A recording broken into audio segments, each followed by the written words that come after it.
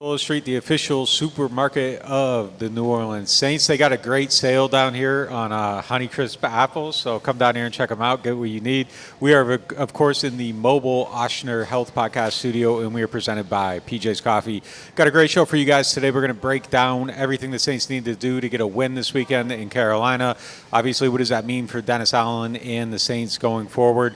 Mickey Loomis talked last night. We're going to break down some of them comments, and we're going to get into everything you need to know about the team to get you right. So stick with us right after this quick break.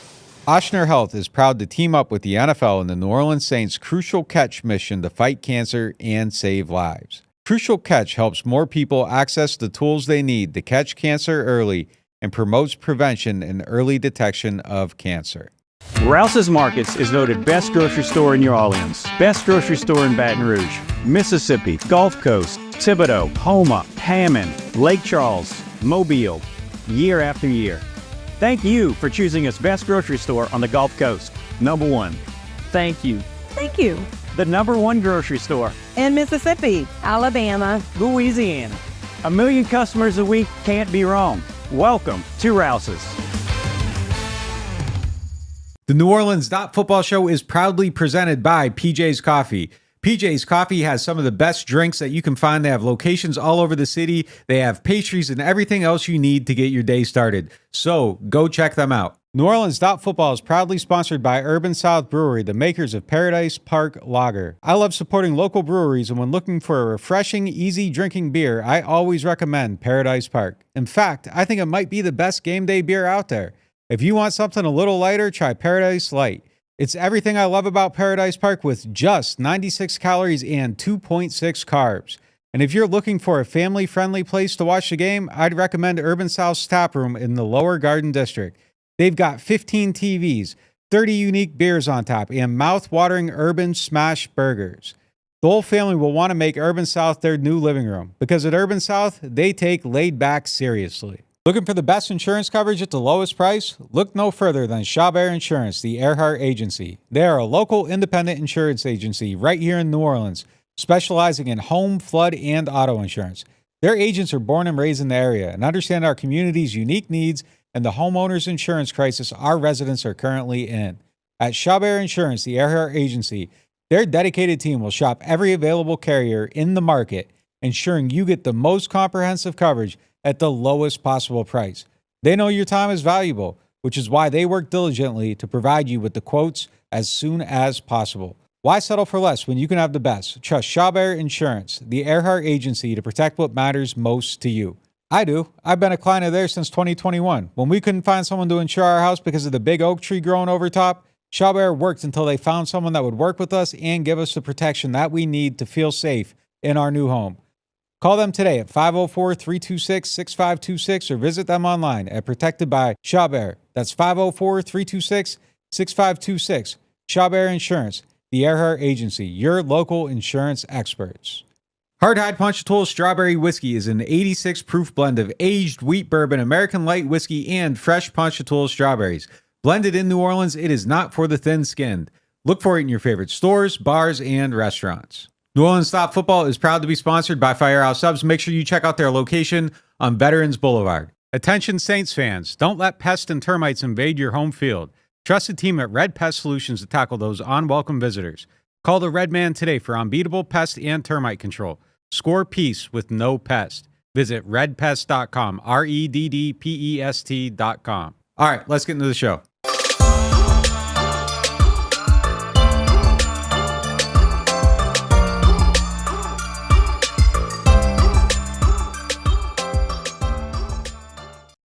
Welcome back to Rouse's on Chapatoulas. I'm Nick Underhill. He's Mike Triplett. We're letting B back. B's back on the show. E's back running the boards. He's been here the whole time. He was at Rouse's. Left. I just was on the Rouse's. You found him. He was shopping. Yeah, they got great stuff here, man. You can get lost in the store. It's so big. They got everything you need.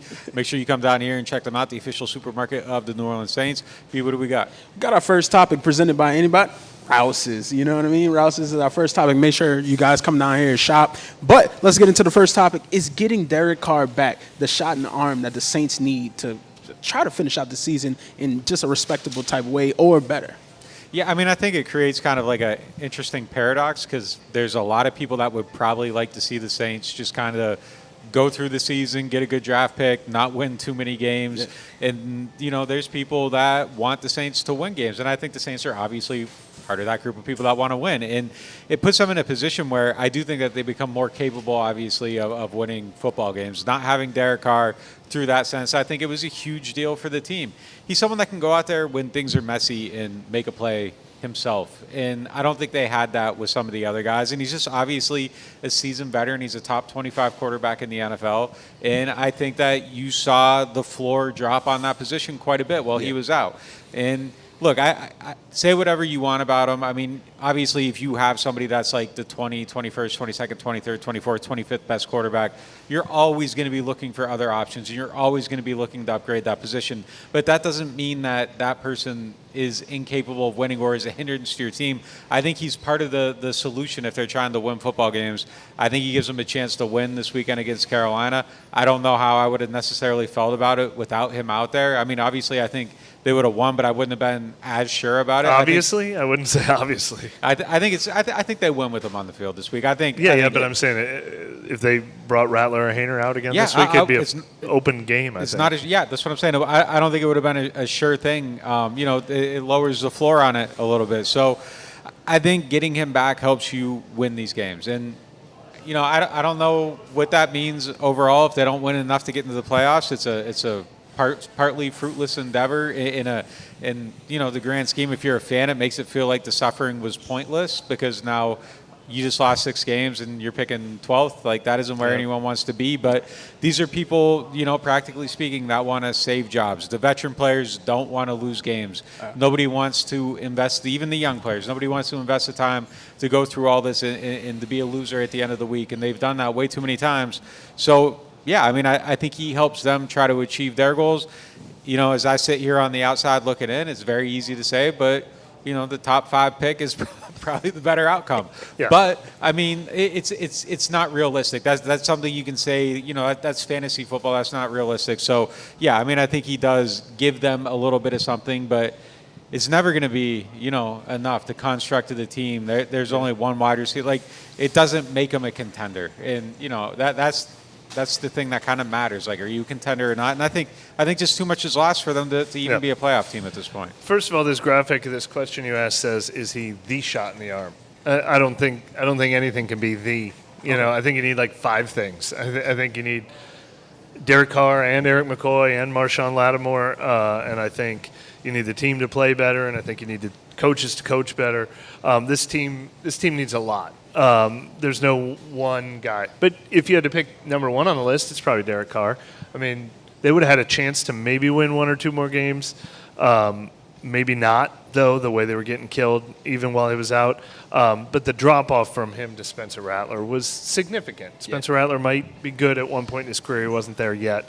I think they instantly become a lot more competitive, especially when you combine a healthier offensive line, a healthier defense. I think it would be really a shame if Marshawn Lattimore can't play for an extended period, though, just when they started getting healthier. But Eric McCoy might be back next week. I think it becomes a more competitive team.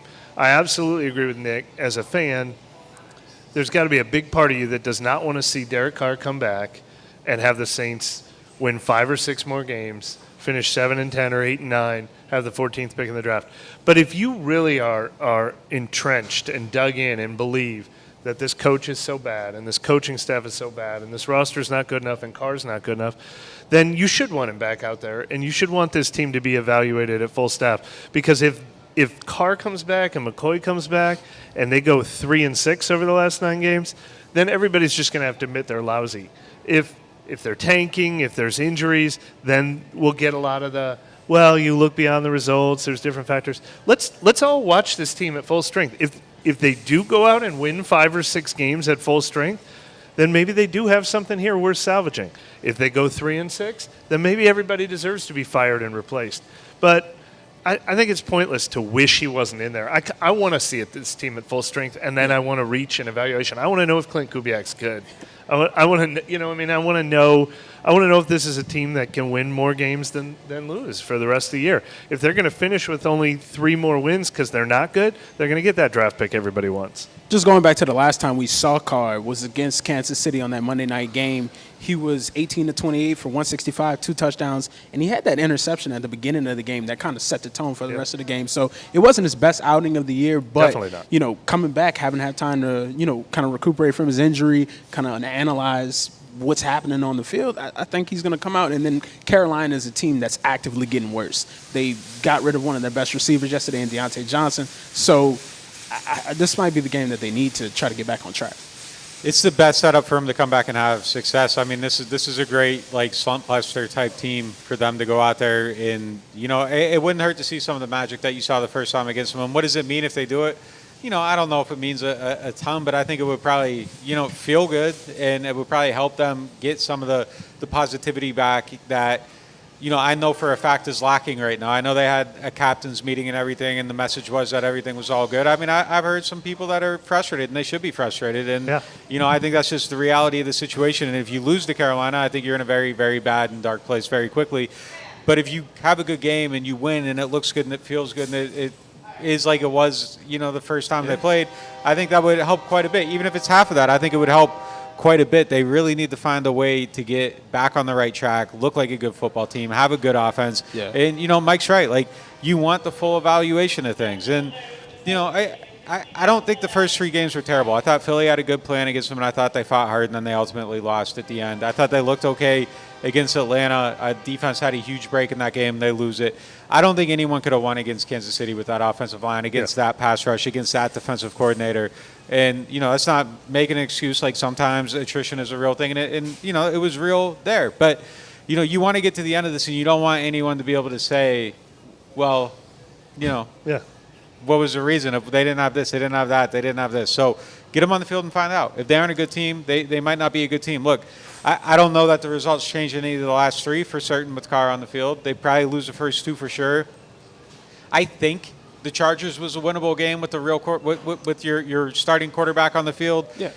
Maybe it wasn't, though, but it was the only one that I feel like might have changed. I don't know about the other 2, just given all the injuries and everything.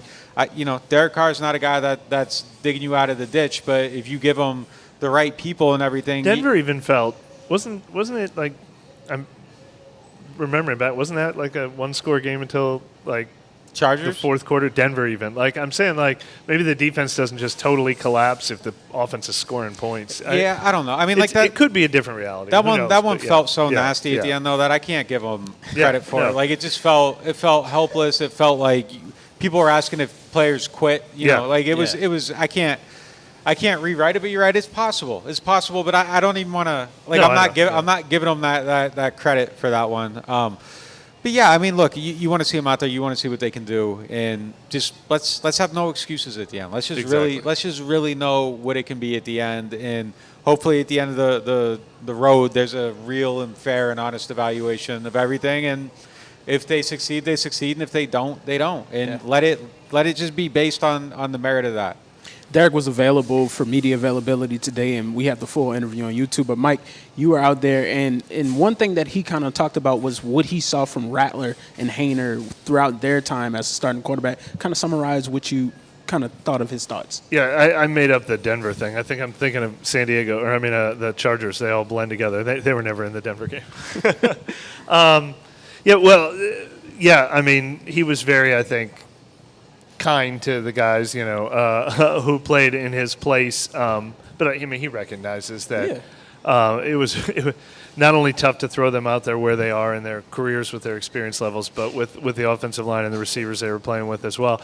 The thing that stood out to me most about talking to Carr today, and he could be selling this. Everybody always talks about how great they feel, but my concern was we know Derek Carr likes to push the envelope and come back as quick as possible. We saw it multiple times last year where he never missed a start. We heard him talking about how he wished they could shoot him up and send him right back out there when he originally got hurt. And I was worried that meant the first day that they said, well, maybe you could come back, that we would see him out there even when he could only throw it 20 yards down the field, trying to do whatever he could, limited. And he insisted that he said, no, we all agreed I won't go back out there until I can rip it 60 yards down the field. Otherwise, what's the point? He said he would have told them he wanted to play last week, but they told him all along we're not even going to consider it till this week, and he agreed to that. And he talked to Drew Brees, who said a couple years ago that his mechanics got messed up when he came back too early, and they all agreed they shouldn't do that. So I'm sure that he will still be somewhat limited, but it sounds like he feels closer to 100%, and he's been throwing deep balls, and we're not getting 75% Derek Carr in this game, which I think is important too. He better not be limited. Like, if he's limited, I just keep him out of there at this point. Yeah. Like, this is going to sound insane, but there seems to be, like, you know, the harsh criticism of these results right now. If he's not 100%, I'm putting somebody else out there, because right now they're being understanding of what's causing these losses, and it seems like the people that are above DA are blaming it on health and believe that the health is the issue. I wouldn't rush it then. If he's not 100, like, don't bring him back until he's 100%, because you need to save your own ship. Like, and him being healthy the whole year. I don't think they put him out there unless he's 100%. I don't think it's going to be, well, he can't do this or that. Like, he better be good to go when you put him back out there. And just to finish this off, one of his favorite targets, Rashid Shaheed, is not going to be out there. He, went on IR and for the rest of the season. Yeah, for the rest of the season. So he'll have to find a way to get Olave Maybe he'll have to throw to Chris Olave. Yeah. Valdez-Scantling will probably have a significant role in this game. So, I mean, other people are going to have to step up. I mean, you got to find a way at this point. Denver's winning games with Saints cast-offs at receiver, so you got to find a way to win games right now. Yeah, definitely. Let's roll into our next topic, going on the defensive side, presented by Urban South. What did you see from Kool-Aid McKinstry in his second start? He started earlier in the year at Dallas. This game, a little iffy, but what did you see? Yeah, I mean, there was definitely some spotty stuff. Didn't play that one deep ball very well. Gave up a deep play. He's gonna have to, he's gonna have to figure it out on the fly. They're gonna have to put him out there. He's gonna have to figure out how to make plays, because it's looking like maybe Marshawn's not even gonna play this week. So it might be Kool-Aid and Alante on the outside. You're getting an audition of what your cornerback core could be next year. And I don't think the door's necessarily all the way closed on the idea of trading Marshawn Lattimore. So if they got the right offer, like, you might move into that. So yeah, I think they got to get a good look at it and figure it out. But he's got some stuff to figure out. I think it could have definitely been a little bit better, but I think he has a ton of potential. I think he's a really good player, and I think he will ultimately figure it out with some of these live reps. Yeah, and I think they'll show some patience with him. I mean, they invested in a lot, believe a lot in him, and he may learn on the fly through the growing pains and the ups and downs, without question. Kool-Aid, he's looked at as one of the pillars going forward on this team. You hate to see Adebo go out like he went out, but it was, okay, well, let's see what we have. Over the summer, it was kind of before training camp started, it was, okay, once he gets healthy, let's see what him and Alante can do against each other for that spot. And then it kind of developed into Alante ran away with the spot, so let's see how Kool-Aid gets on the field. And now he's getting this opportunities to get on the field and kind of show, all right, I've learned this. I'm getting better here. I'm getting better there. So we'll just have to see throughout the rest of the season how he develops. Yeah, I think I think it's a huge storyline too, just for the future of the team. You need him to hit. You need him to hit. No question. I'm not really worried about it. I think he will. I think things will click into place. He was incredibly sound at Alabama. They scout that position really well. They coach that position really well. So I think at some point it is going to kind of come into place. But if you feel great about him and you feel great about Alante, your cornerback core is in a really good place. I don't expect Paulson Adebo to be back with the team, and we're going to see how it plays out. But I would say I still think that there's a desire to, if there is a potential to move a piece now or later, I still think Marshawn's on that bingo card. And I know they're saying that, no, not shopping anyone, and I believe that. But I also believe if the right call came for Marshawn, I don't think that for sale sign's tore off yet. So we're going to see what happens over the next week. And if somebody has an injury at cornerback, or some team, Baltimore or someone, feels like they need somebody, in the offers, right, I wouldn't be, my head wouldn't, explode if there was a trade. Yeah. It's interesting you say Paulson Adebo probably won't be back. I wonder if the injury actually opens the door more than it did before. If he has to sign like a 1-year, cheap prove-it deal. That's a good point. He could end up being back here on a 1-year cheap prove-it deal. If he had gotten paid, I think he would have been gone for sure. And if people forgot, he broke his femur. That's kind of a gnarly injury. So, he might have to do that. That's a really good point. You're absolutely right about Kool-Aid, though. I mean, I've said it time and time again. We can criticize ownership, general manager, scouting department, head coach, players, everything. I think nothing has derailed this team more than not replenishing the talent through the draft. They need to hit on Kool-Aid. They need to hit on next year's draft. They need a few more of these guys to be late bloomers. Nothing's getting them out of this mess until guys like Kool-Aid McKinstry start hitting and becoming absolute studs for this team. Maybe it would be like a Foskey play. That'd be a good one to Who's get. Who's that? That'd be a good one to get. Yeah, I mean they need some of these guys to start making some plays. That's perhaps the biggest problem with the team, besides injuries, is that these guys aren't making plays. They aren't getting on the field.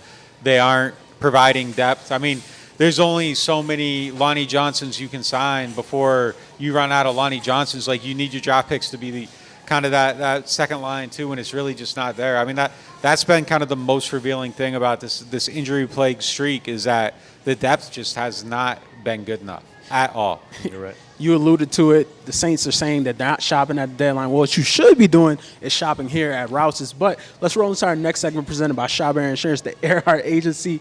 Let's break down Mickey Loomis' comments. That was professional. that was so professional. I'm sorry. What are we doing? We're breaking down Mickey Loomis' comments from yesterday on WWL Radio. So he said, whenever you have results that don't match your expectations, you have to look at the underlying reasons why, right? Like, we have answers for lots of things. We have answers when we have players get hurt. We have answers when you lose your quarterback for a couple of games. And then he went on to say they don't have answers when there's an avalanche of all those things at the same time. So, yeah, I mean, it's not an outrageous statement. Like when you lay it out like that, like, yeah, we would have been fine. Mickey's saying, like, yeah, we would have been fine if Derek had gotten hurt and there weren't all these other injuries, but we wouldn't have been okay with everything happening at once. One or the other option. You can have all the injuries, you can have the quarterback, both at the same time. You're kind of screwed a little bit. I don't think it's an outrageous thing to say. I just don't want to keep hearing about the reasons beyond the results or the underlying. Like, it's just. I don't disagree with what he's saying. I just don't like. I just keep hearing every time someone talks. It's like, we got to look beyond this. We got to look beyond that. Yeah. Like, just win a game. I know. His philosophy is not a wrong philosophy.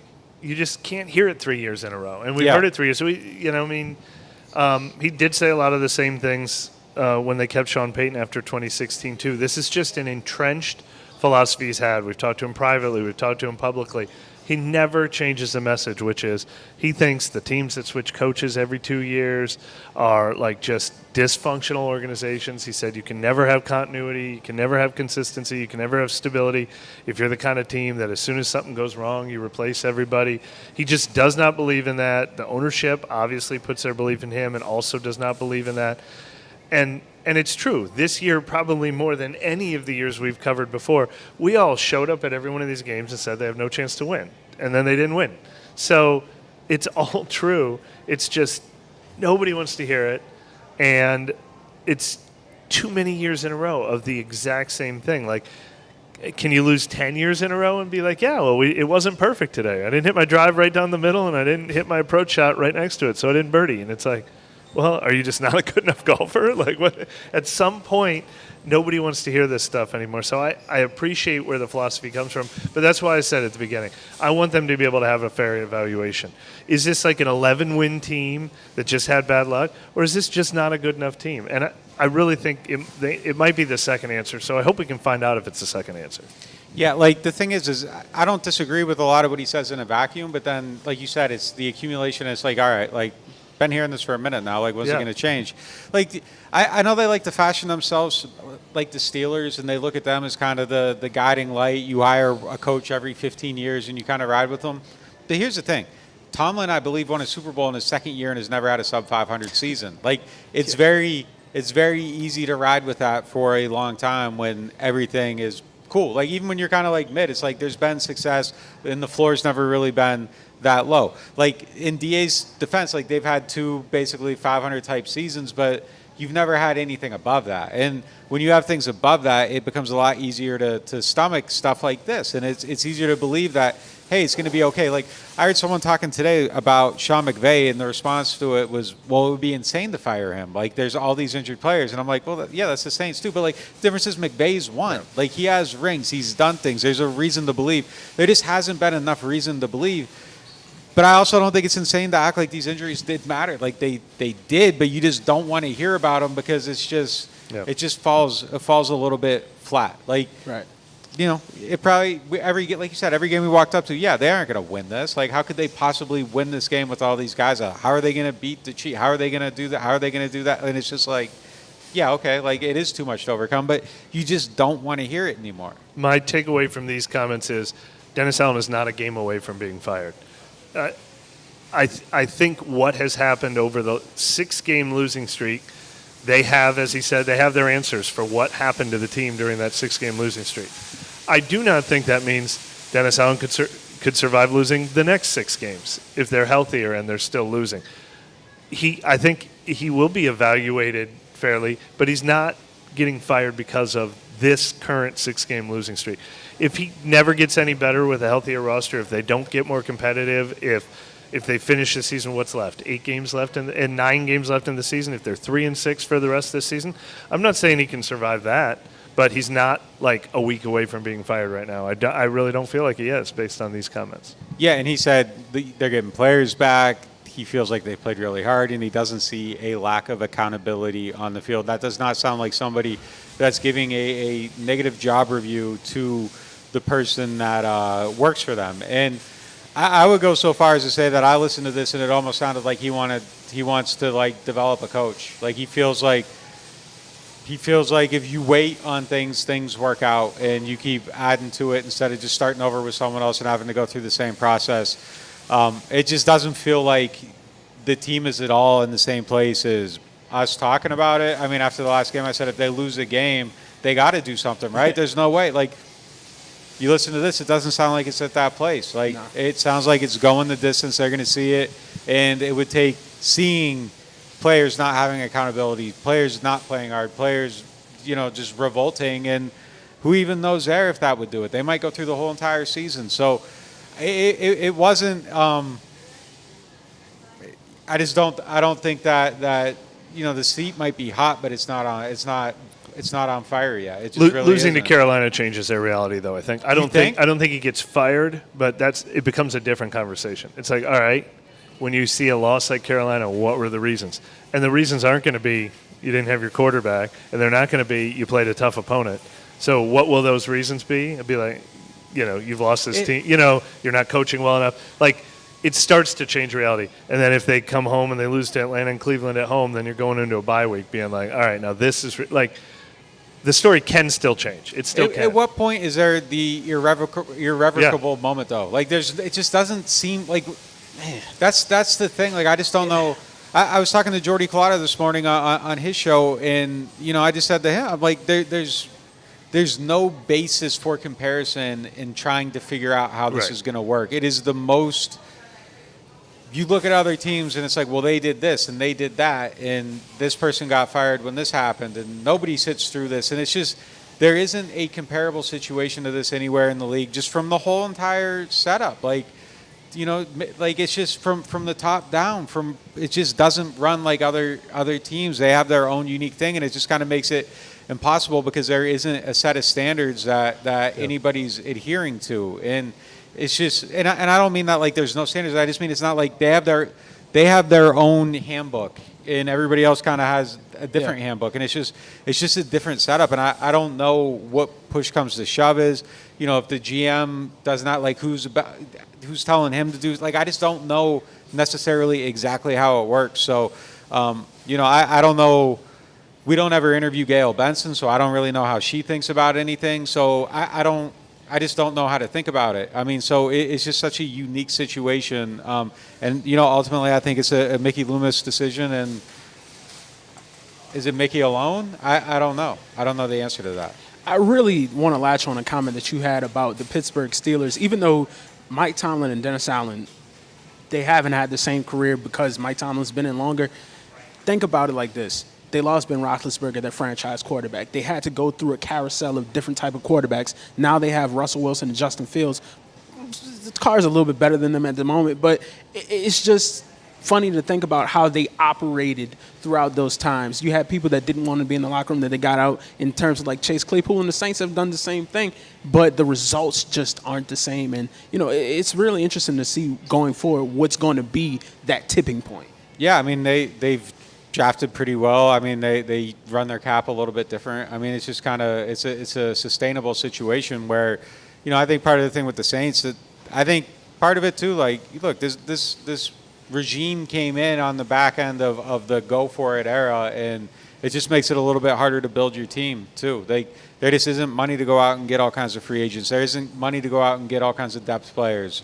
Like, they get a couple of them, and I think they've done a really good job of like identifying league minimum veterans who can come in and play a role and kind of keep it lifted up. But like, there isn't a ton of money. You can't get 30 of them every year, and the draft picks haven't been so good. So there are a lot of things that kind of like have set up this situation to be a little bit taking on some water. It's true. I mean, it's a lot of things. I think there are a lot of things beyond just the coach that would have to change to have Steelers level success and have it consistently every single year, and to be that type of franchise. And it's going to take a couple of years to clean up the cap. Mike had a story about it recently. To do that, you got to draft better. You got to be more consistent there. I'm not saying that you don't change the coach. What I'm saying is, like, I don't think just changing the coach in and of itself as one single isolated move brings about the change that people are hoping for. I don't think you just get a different coach and all of a sudden you're winning 12 games. Now, that isn't to say that someone couldn't come in and lift the level a little bit, but I think to get to that like real level, like it's going to take a multifaceted approach on many different fronts. And a philosophy change. I mean, that cap story I wrote is, if you were really committed to it, like I think a lot of people wonder, what if you trade everybody and cut everybody? Like, stop paying Carr $30 million, stop paying Cam double digits million, stop paying Taysom Hill double digits million. Like, if you really, don't re-sign Chase Young, don't re-sign a mega free agent. If you decided you were really going to do that, like what the Falcons did a couple years ago, what the Panthers are doing now, you could, in a couple of years, quickly be back. You'd probably get a couple good draft picks along the way. But for all these same reasons, I don't think they're close to doing that either. I would do it all at once. I mean, the next coach might not love that, but I would, let people, new coach, new philosophy, new scouting, new whatever, and just rip it all down. I mean, I think if things got bad enough, I would consider all of that at once more than just replacing the head coach, as you said. What if they get to the end of this and they're a 7-win team? They go 5-4. Then I don't think they're going to change a thing. I really don't, and because it would prove to them. Yep. Early in the season, we were this close to being 4-0, and at the end of the season, we went 5-4, and we were just really bad when. If they do that, eight of our 10 best players were hurt. That's how they would. If they do that, they really have to find a way to you got to really refill this roster, because you can't just do this again bare bones, hope for the best, and kind of just skim by. Like, you really have to commit to this. Then it can't be this like half measure again, because I don't think you can sell it to the city anymore. No, you can't. You can't. Like, these people, like they're going to be in here on Sunday instead of watching your game. They're going to be, you can't do that. You cannot do that to the city. You can't run this back the way it is. People will check out, they'll be gone, and I'm not going to blame them. Like, you can't sell this to anybody beyond. Like, if you do it and you run it back with everybody, you better bring in some headliners for that team. We're going to take a quick break, and when we come back, you know what? I'm about to pull a funk flex. If you're around any type of Rouses, walk up in there, go get something that you want. Could be sweets. When the first time you played Otis, you know what I'm saying? Go get some sweets, some drinks, some water, whatever you want, and get out there and, support Rouses, man. We're going to hit a quick break, and we'll be right back. Total Maintenance is one of the largest locally owned home and commercial service providers in South Louisiana. They were founded in 1980 and serve the greater New Orleans and Baton Rouge markets. And Total Maintenance wants to show some love to our NOF listeners. They have a membership program that gets you 2 tune-up visits for AC and heating, as well as club membership discounts of 15% on all repairs, half off of all diagnostic charges, and 3-year warranties on most repairs for membership clients. This is usually priced at the low price of $24.95 a month per system, but if you tell Total Maintenance that you found them through NOF, they'll lower the price to $20.95 per month per system for as long as you keep the membership active. It will never increase. Total Maintenance has a tune-up special running this summer for $79, down from the normal price of $179. This is a one-time offer for one system only. They also offer a free diagnostic on second opinions on units deemed to be unrepairable, and they offer free estimates for replacements as well as commercial maintenance programs. Services include AC and heating service and replacement, electrical service, plumbing service, as well as generator service and installation. They are Total Maintenance. Find them at tm-ac.com or give them a call at 504-841-3300, or if you're in the Baton Rouge area, 225-480-1000. Martin Wine and Spirits is home to a selection of hand-picked barrel select bourbon, whiskeys, and much, much more. They are family owned and operated since 1946 and specialize in wine, spirits, gourmet food, gift baskets, catering, and tasting events. They have many locations, so they're never too far away. You can check them out in Metairie, New Orleans, Mandeville, and Baton Rouge, or if it's more convenient, you can always shop online. Whether you're a wine novice or a seasoned collector, you'll enjoy the Martin Wine and Spirit experience.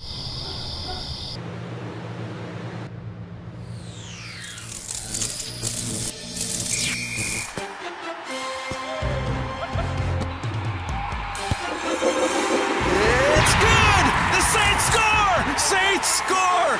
Score big with Saints Score. Win up to $100,000. Enter the second chance drawings for cool Saints prize packages. Play Saints Score scratch-offs from the lottery.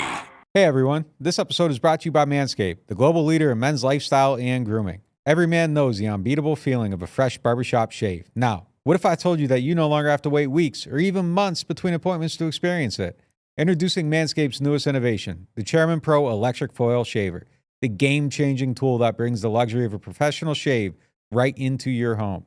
Whether you're after that silky smooth finish or prefer to maintain a rugged 5 o'clock shadow, the Chairman Pro Electric Foil Shaver is your go-to for precision and style every single time.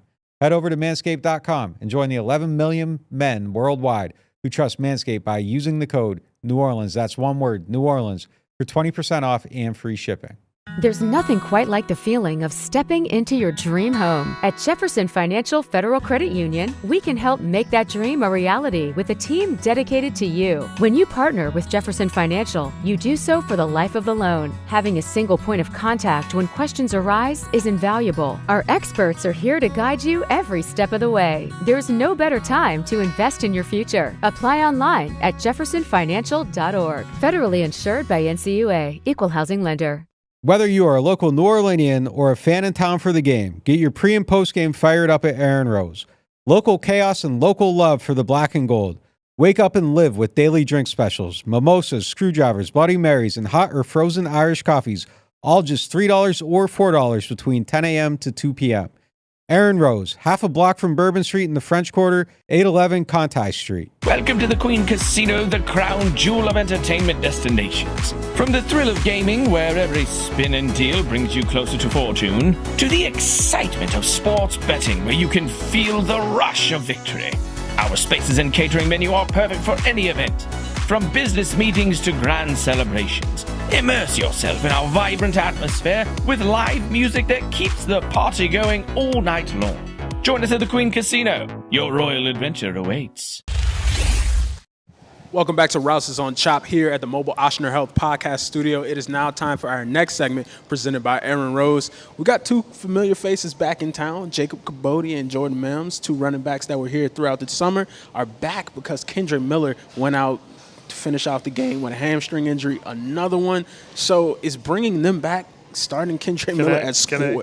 Can I be the living embodiment of this emoji? Yeah. Oh, my gosh. He's looked so...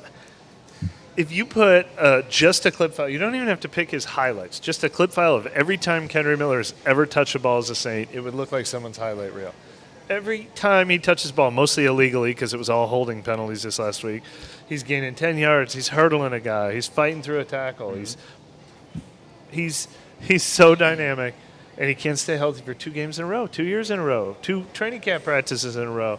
It's incredibly frustrating. And I don't think that means he's lazy. He doesn't take care of himself. I mean, this is just unfortunately how some guys are built, or how luck factors into it. But I can't believe every time he gains traction, he's right back on the injury list. As the president of the Kendre Belief Club, I'm not stepping down. I will never step down. I'm going to hold this post forever. I'm going to stand in the face of it. If someone wants me to get me out of there, they're going to have to Biden me. I am not leaving on my own. So it will never be Jover. It just never will be. I'm going down with this. But it's looking bad. It's looking bad. It is not looking good right now. He was in the locker room today. He was walking normally. He had a sleeve on his leg. He's still okay. He's mobile. So that's probably good. It isn't a super wild, unable to walk type injury. So that's probably a good thing. It just hurts because you see him out there and he can do things that nobody else can do. He had a 12-yard gain on a play where there were 3 unblocked men in front of him, and he just went right through them. He's an incredibly talented individual. It's frustrating that he cannot stay healthy. It's incredibly. But look, I'm too deep into it, and there's just bailing on it. He never proves you wrong on the field. I'm digging in. Yeah. He never proves you wrong on the field. Every you get to flex and say I was right every time he touches the ball. And then 3 months later you get to do it again. You can't count on him though at this point. So there is no I thought he was going to be a real player for the team, and it's just has not been that. I think hey, I hope for him at some point he gets there. Yeah. But as far as we're concerned.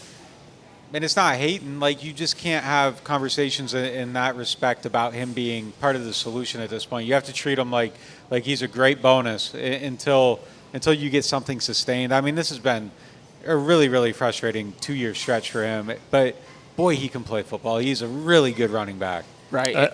I didn't think it was possible, but the 2023 draft class is maybe the most disappointing of this entire stretch. I mean, Brian Brzee has been a good player, but – after that, everything else is so frustrating. Jake Haener has been pretty good for a 4th-round pick, but Isaiah Foskey, Kendre Miller, A.T. Perry, Nick Saldivari, a lot of guys that I thought were going to take the step up this year have not. Yeah, I mean, look, we talked to him earlier this season. He knows who he can be when he's on the field. He was showing it, but just not being able to go out there because of another hamstring injury. I know that has to be frustrating for him. So, they haven't said anything indicating that he won't be back soon, so we'll just have to see what happens with that. Yep. Now, let's go on to our next segment presented by Jefferson Financial Federal Credit Union. Us being us, we take a microscopic approach and look at everything in detail about what's going on with the Saints. Yeah. But let's take a more telescopic approach, kind of go out a little bit wider just to see. There are 8 other teams that have a 2-5 or worse record. Yeah. Let's dig in and see how bad off are the Saints long term? You got Miami, Tua injury has them down. Cleveland, they had the Deshaun Watson quarterback situation. Vegas, they really have no quarterback. Jacksonville, I mean, I just got them labeled as bad because they have the pieces they need. They just can't get it done. New England, kind of brand new coach, new quarterback. Total rebuilding mode for them. Yeah. Saints, injury. I mean, that's what's been happening. It's kind of unprecedented. New York, both of them, bad. Mm-hmm. You paid Daniel Jones, you paid Aaron Rodgers, you moving this piece, you getting Devontae Adams in, just bad. I have to chalk it up as bad for both. Tennessee, new coach, quarterback that's still kind of young, still trying to make some things happen. And then Carolina is a mix of new and bad. I mean, there's a whole bunch going on in here. I would say Panthers, Patriots, Titans are all doing the rebuilding thing a little bit. Titans got rid of Ryan Tannehill, Derrick Henry, just recently, DeAndre Hopkins. Panthers are obviously doing the entire blow-it-up thing. It's not going well for them. No. Patriots are doing the blow-it-up thing, hoping Drake May will get them out of it. That's a reality some Saints fans want, but they're reminders that that's not an easy path either. The Giants are the closest to the Saints on this list as far as I don't think they have anything to build around right now in their teams. Malik Neighbors for the Giants, definitely.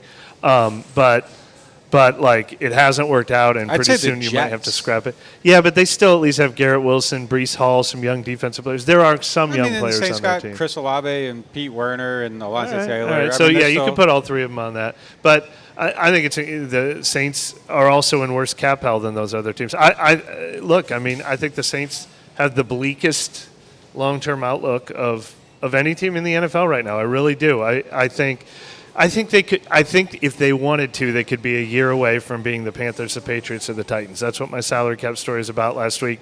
If they decided to go that route, they could be the Panthers, the Patriots, or the Titans quickly, and they could get rid of that cap space and not pay any players. And you can go there if you want to. You're always a ripcord away from getting there. But as far as what are you looking forward to, what can this team build around, it's really, really bleak. It's really bleak right now. A lot of their best players are older players. That this feels like they're hanging on desperately to something that's not panning out for them. Here's the thing. I don't want to be any of them teams. Yeah. I don't want to be the Saints. I don't want to be the Panthers. I definitely don't want to be the Titans. I don't want to be the Raiders. I don't want to. Maybe the Browns. Like maybe you could sell me on the Browns a little bit, but their cap situation isn't great. But they feel like they have a good defense. But now they need a quarterback, and you're still tied to Deshaun. So I don't want to be the Browns. They need a quarterback. You know who they got at quarterback? AFC Player of the Week. We're gonna see. I don't want to be the Dolphins. I don't want to be any of these teams. Like all these teams are in terrible situations. Maybe the Jags. Like the Jags might be if the team if I'm be. Bill Belichick, that's the team I pick. Jaguars. And I don't know if Trevor Lawrence is a good quarterback. So I have no idea if that's a good spot or not. But out of all of them, they're the only ones that feel like there's a glimmer of hope. But boy, man, like being the Titans, Panthers. That's incredibly bleak. Drake May had a couple moments, but we don't know anything about him. Like. All these teams are in terrible, terrible situations. Like I don't want to be a single one of them. You don't want to be, but the Saints. I'm always the cap is never as bad as anyone thinks because it could always be fixed, and it'll be fixed if you don't re-sign any good players. But you don't want to be the team on this list that has $100 million more in negative cap space than all the other teams on the list. Yeah, no doubt. Yeah, if you're asking me to pick one, I'd rather be the Patriots with, I think they have $140 million in available cap space next year. I would rather have that. I can buy my way out of it. There's a path. But, just ideally, I don't see an easy way out for them. If Drake May's the truth, though, and you do have that kind of room, players are going to want to play for you, and you might have a way to get out of that. So, sure. But it just doesn't feel like any of these teams you're looking at them and you're like, they're definitely on a path to be good in 2-3 years. No, they're not. Sure, talk. Now it's time for the Martin Wine and Spirits question of the day. Martin's is home to a wide selection of hand-picked barrel select bourbon, whiskeys, and more. Martin's so much more than just wine. Today's question is, how much of the offensive woes are due to teams having real film after the first 2 weeks? Zero. I really think it's zero. I don't think they got figured out. I think they got hurt. So the run game isn't working for a handful of weeks, and then you bring back your offensive lineman, and now Alvin Kamara's averaging 6.7 yards per carry. It's not that they got solved. I know everybody screams about play calling. I would like to challenge you to explain why you don't like the play calls as opposed to just results-oriented, this works, this doesn't work. And, I don't think sometimes I'm qualified to question some of the play call. It's just this didn't work. I didn't like. If you don't like the play call, why didn't the concept work against that coverage, and what would you have done differently? Those are the questions that you have to answer if you say I don't like that play call. Bro, it's not just hit your Twitter with all of these. It's answers. not just, boy, that didn't work. That's a dumb play call. You got to know why it didn't work to really get into that. With the Pete Carmichael stuff, it's obvious, but I think it was really a matter of health for the most part. Now, as I've said a million times before, there's a handful of things that I've seen numbers-wise in the run game that I don't necessarily like. I don't like calling a run play where you have 7 blockers against their 8 in the box. Those are the things that I'm looking at. I'm like, boy, that didn't work. And a good example of one of those was why is Kendre running into 3 on-block guys off the side? Again, he made it work, but, I think it's more that than just the film thing. I don't think it was a film thing. I think you got really hurt, and then I think in week 3 you came against – and, look, they weren't surprising anybody by running outside zone, but you come against a defensive play caller who throughout his whole entire career has done a really good job against that scheme. So it isn't like they were like, oh, man, they're running outside zone. We saw that for 2 weeks, and now we're shutting it down. I think their problems are some – it's different. I don't think it's necessarily They like, this scheme's been out there forever. Like, they aren't doing anything that's surprising anyone. You know exactly what they want. You can go watch the Texans and see what they want to run. You can watch Miami. You can watch San Francisco. You can watch Green Bay. Like, everybody's running this. So it isn't that. I think it's really the big issue was you don't have any offensive linemen. I'm not even talking about the quarterback. Like, you don't have any offensive linemen, and then you start getting them back, those numbers go up. I think it's more about that than anything else.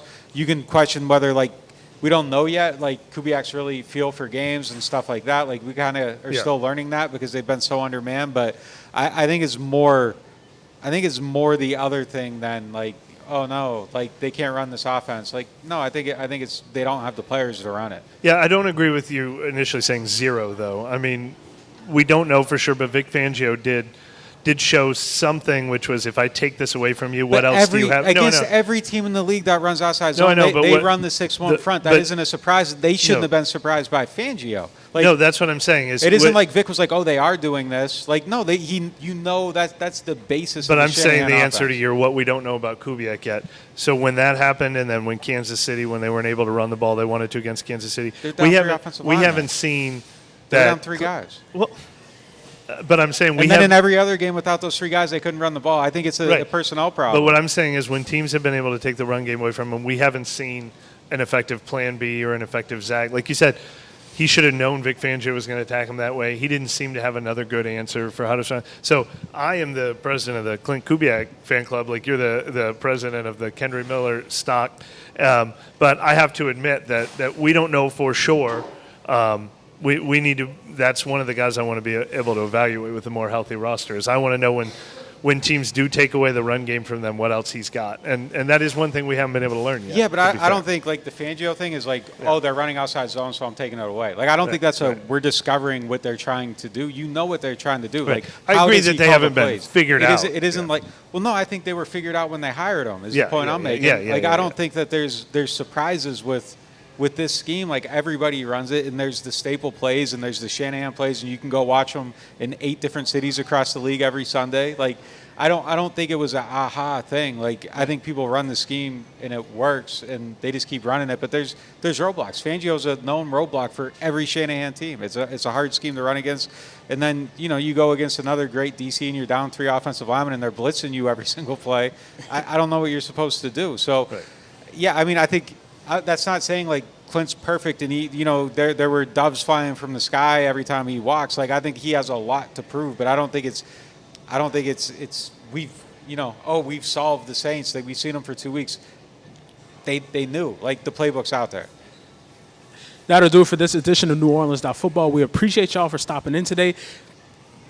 Like I said earlier, if you're near Rouse's, run in here, get something, get that thing that you really, really want, because they're going to have it. We appreciate you, well, except for the Saints win so far, but going forward, I think the Saints will win. That'll do it for this edition. Check next time.